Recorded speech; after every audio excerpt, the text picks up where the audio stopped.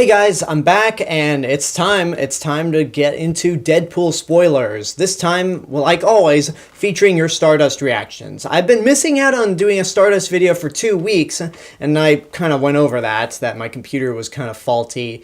And last week, I didn't really have anything that was worthy of doing a Stardust video of. But hey, I'm back, let's get into this, but before we do all that, Stardust.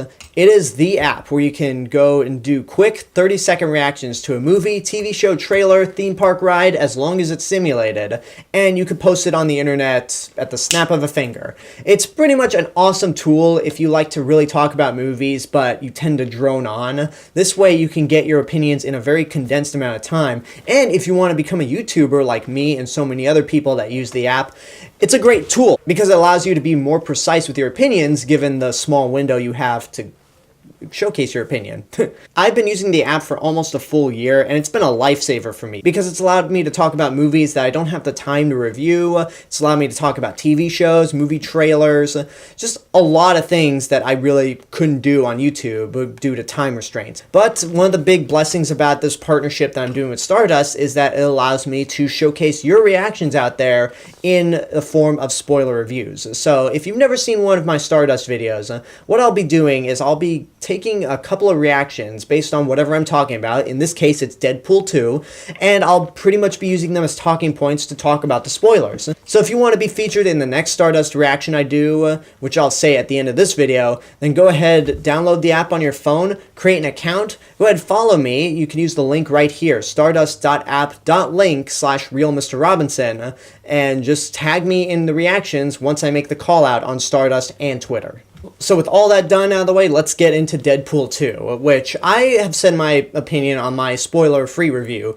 I think it's a really good movie. I'd even say it's bordering on being great, but I don't think it's as good as the first Deadpool. I didn't think it was as clever in terms of the storytelling or even some of the jokes, but it's definitely a lot more epic. The action is better, and it's still a very good movie all around, and definitely has the best end credit scene that I've seen a long time, at least when it's played for laughs and not setting something up. If you didn't see my spoiler-free review, you can go check that out on my channel, but for now, let's jump into the first Stardust reaction, which comes from Fan Theory, who I actually featured in my Rampage in 5 Seconds Instagram video.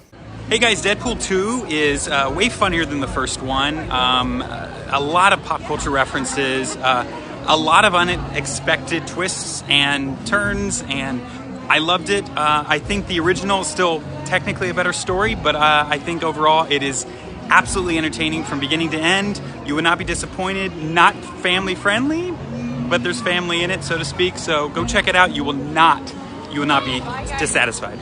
Since I'm one of the few people out there that says that I don't think it's as good as the original, it's definitely not disappointing in the slightest. It's still very good, and there are a lot of surprises in this movie. For one, Vanessa gets killed before the credits happen. Basically, a bunch of mercenaries enter their apartment. Wade Wilson starts beating the shit out of them all, but he misses one person who ends up killing Vanessa, and then he chases him down the street. Both of them eventually get hit by a moving truck, and of course, Wade Wilson survives because he regenerates, so good for him. Then we get to the opening credits, where it plays out like the opening of a James Bond movie, particularly GoldenEye, and it features the Celine Dion song that everyone's been praising. And just like the opening credits of the first Deadpool said stuff like, produced by asshats, starring God's Perfect Idiot, written by the real heroes here, the opening credits here say, starring, wait, did I just really see that? And featuring, yeah, they just really killed her, holy shit. Written by the real villains here, directed by the same dude that was responsible for killing the dog in John Wick. I don't remember exactly what the credits said, but it's among those lines, and I was laughing my ass off. I didn't think it was as funny as the first Deadpool's opening credits because those were very simple, and with this one, we kind of expected it to happen. So that opening sequence was definitely a big surprise, and I loved it a lot. Next up comes from one of the most prominent Super Stardusters out there, and someone that I've met at a couple screenings, both for Pacific Rim Uprising and Rampage, Xavier Thomas. Ryan Reynolds could only do what he knows, and he knows rom-coms. And I've accepted that, you know, with all the action and edginess, In its heart, Deadpool is a rom-com, and Deadpool 2 is no different. I wasn't a fan of the main story. It doesn't have much of a grip. I don't see myself really watching this movie ever again. It's funny. It has its moments, but the CGI is so Fox. Fox, do better. You gotta do better. But I love Cable and I love Domino, so... Fox actually has done better. It's called the Planet of the Apes trilogy. But yeah, I'm not gonna criticize Xavier on that because the CG here is definitely of Justice League or Black Panther quality, even though on the Blu-ray for Black Panther, they actually gone in and fixed the CGI so it actually looks a lot better. Justice League... I don't know. But the CGI here, I won't say it looked god-awful, but it was definitely very CG. It's obvious that it's a special effect. And I actually did have a few problems with the plot of the movie, and that kind of revolves around the kid. There were a few points where it just didn't make sense for Deadpool to try to protect this kid, because this kid is just a complete shithead, which I guess... since Deadpool's a shithead as well, and just very crude and rude, then these two were made for each other. But for somebody like me who kind of aligns himself more with the personality of Captain America than Deadpool, I just saw no reason to defend this kid at all. And not since Joffrey have I enjoyed seeing a kid get the shit beat out of him by grown men. I'm taking this into a really dark place, so let's move on. The next reaction I have comes from Rihanna Maniac, which is a very clever name, but I'm pretty sure this is not the guy.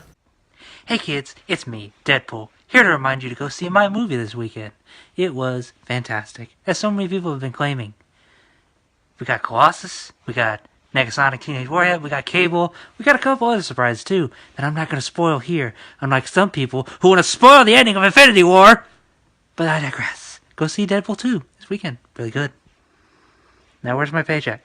Oh, this thing's still recording! Oh! That actually got a laugh out of me when I was looking for Stardust reactions, but to be honest, Deadpool, I don't know why, he just seems like the kind of guy that would spoil Infinity War for me, but definitely one of the more imaginative and creative Stardust reactions that I've seen. So like he mentioned, and you do see all this in the trailer, they bring back Colossus, and they bring back Negasonic Teenage Warhead, which I'm actually surprised that they took her in this route of making her a true lesbian. Because in the first Deadpool, they didn't really do much with her, she just seemed like the moody teen, as the opening credits to that movie called her. But in this one, she actually turns out to be a lesbian and has a cute Japanese girlfriend who's also a mutant.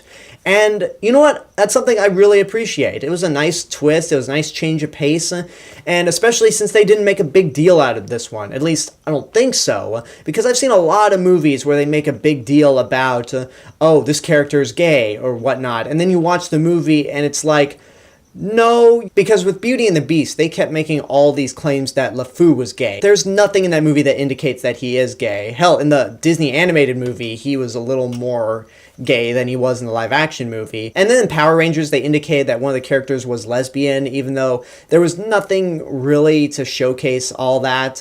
In this movie, it's very on the nose, it's very in your face, but at least they actually went that extra mile instead of just saying that for marketing purposes. If you want to go in a movie, a big movie like this, and make one of your characters gay or lesbian or bi, then just go all the way with it. Don't just say that during press junkets and then that's not really the case at all. Alright, the next reaction comes from Cinna Selena. Try saying that 3 times fast. I'm going to actually attempt that. Cinna Selena. Hey, blame a guy for trying. I feel like this film doesn't feel as funny as the last one because the comedic universe that you're in for this kind of movie is the same as the last movie, which is great because it's a sequel and I honestly really enjoyed it, and in some ways I liked it better than the first one, but I feel like some people won't find it as funny because Deadpool 1 was like a surprise and it was a new thing, and Deadpool 2 is the same kind of thing but different, but it's a fun time. I recommend a watch. Same kind of thing but different. I think that kind of cancels each other out, but whatever the case.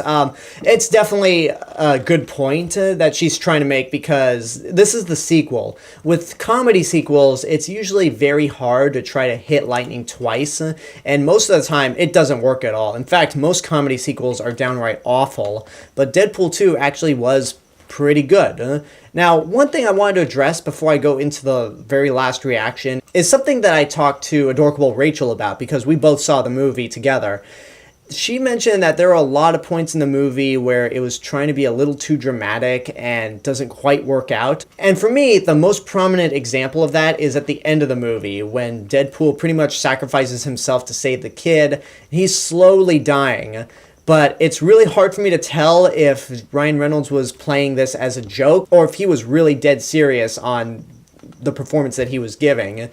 Because with Deadpool, it's just kind of hard to tell if the character is actually joking or not, because he's so crude, he's so meta, that I just always imagine everything Deadpool doing or saying to be a joke. Oh, and also I should mention, Deadpool obviously comes back because Cable uses his last bit of juice for time traveling to go back to the future, just to go back to the past a little bit to try to save Deadpool's life, because he himself has a change of heart, and it's revealed that Cable's not actually the villain of the film. Alright, our last reaction comes from Sawyer189, and this is the only reaction that I have that really goes into spoilers. Okay, honestly, guys, I feel like I like this one way better than the first one, actually. It's surprising, but I really feel like I like this one better. Some of the key points I love about this movie: Juggernaut. Was not expecting Juggernaut to be in the movie. That was awesome. Love that character. Just a self-awareness. I love the scene with the X-Men and close the door on Deadpool, like, no. And that was awesome. And I love how X-Force came together just to all get slaughtered immediately. That was great. That was comedy gold. Peter, rest in peace, man.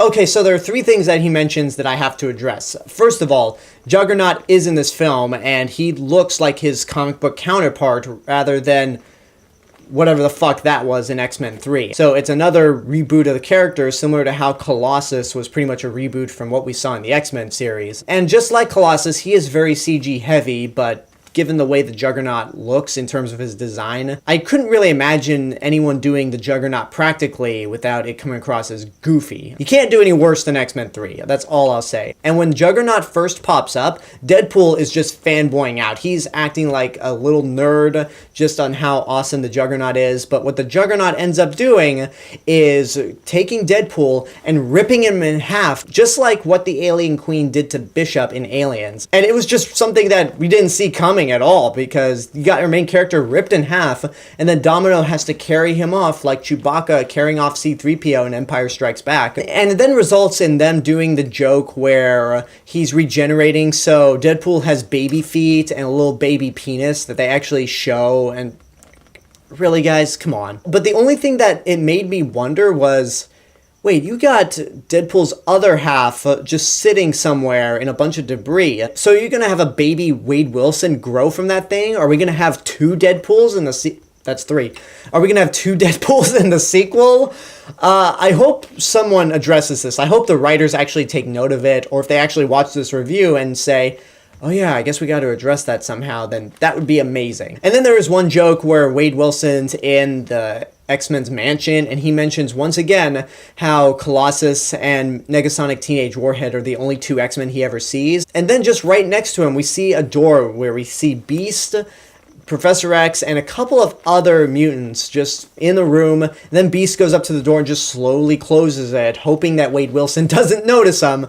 That was pretty clever. That was actually a funny way to repeat that same joke, but actually make it work for a second time. And then with the members of X-Force, all of them get killed off. Once they jump out of that helicopter, they all get killed in very gruesome and glorious ways. Even Peter, the one show stealer of the final trailer, gets axed off, and it's absolutely hilarious. And the only two people that don't get axed off in X-Force are Deadpool, because he's the main character, and Domino, because her power is luck. So that's just truly a funny moment right there. And then one of the funniest and biggest surprises of the giant X-Force massacre is the cameo that happens. One of the members that they recruit for X-Force is this guy that vanishes, so they just either assume that he's a no-show or that he actually is invisible. So when it's all time to parachute out of the helicopter, you just have this empty parachute that actually deploys. So there's actually somebody in there, but he flies into some power lines, and the person who's actually playing this character is Brad Pitt. It's one of these blink and you'll miss it cameos, and as soon as I saw it, I was like, I was laughing because, like, oh yeah, that's Brad Pitt, that's funny. It's a cameo that I think is actually better than fake Loki being played by Matt Damon in Thor Ragnarok. Sorry, Matt Damon, but Brad Pitt had the better cameo. Then the last thing I have to talk about, the very last thing I have to mention, is the end credit scene. Once the movie is all done, Negasonic Teenage Warhead and her girlfriend fix up Cable's time machine device, give it to Deadpool, so he can go back in time to the events of the movie, to where he saves Vanessa, to where he saves all the members of X-Force, and then, this is my absolute favorite bit, he goes back to the events of X-Men Origins Wolverine, just when the fake Deadpool is about to fight Wolverine, and then he shoots the fake Deadpool in the head, and then just uses all of his bullets on the corpse, just like... That got a huge laugh out of me. And then the very last bit is when he goes to visit Ryan Reynolds, who's looking at the script for Green Lantern, and goes, all right, I'm in on this. And basically he shoots Ryan Reynolds in the head, preventing him from ever doing Green Lantern. I know a lot of people are really sick of Ryan Reynolds apologizing for Green Lantern, but in my opinion, he should keep apologizing because that movie was awful. It was so...